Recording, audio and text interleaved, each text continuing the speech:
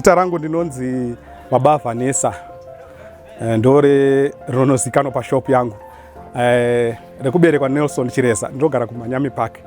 Asi ndaikubogara panapa pa 1665 retreat. Pandinoitira business reshop, grocery shop. Ndakatangira hangu ndisanda panapa muna 2006 ndichitanga business iri. So now about 19 to 20 years now ndiri mu experience. Ndaive pa mvura chienda pachinhamu tichitanga chihodha nemapaper bag, zvimataxi bag zvedu zvetinohodha mumasupermarket. Like $20 taigona kuenda kunohodha tatisina capital. Tichienda tichiimprovawo, ndaita basa rekugadzira mafiriji. Munongozivawo zvekugadzira izvi. Ukapowa kana ka $10 ndotuma madhamu angu voenda kumasupermarket vodonhonga mashelf achitange vari kunhonga grocery rekutengesa rekuisa mumba, asi tichitoisa pashelf tichitotengesa chidaro.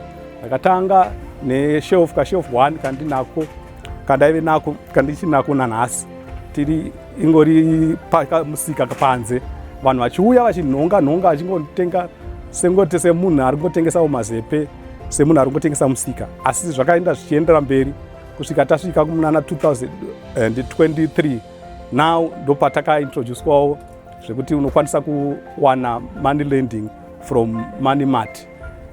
Money lending yekuMoneyMart yatibatsira kuti tikwanise kuchivandudza mahodhero edu, nekuti taisagona kuhodha zvinozadza shop, nekuti shop yedu yaitove diki, taitisina shop hombe, taitooneka shop kanenge 2 by 2 meters chaiyo. Taiti tikatenga mota taisara tisina kana chinhu mushop, nekuti mari yese inenge yaenda kunotenga chimotokari apo chinenge chiri second hand skoro. Tikatengesa mota ndopatinohodha, tikangotenga imwe futi tadzokera kumashure. Kusvikira patakapinda muMoneyMart takwanisa manje kuti I still remember the last money yandakatora ikoko. Ndakatongonotora mari yakabatana inosvika iyo 7,000 ndikatonotenga chikombi chandinohodhesa chiri panze apo.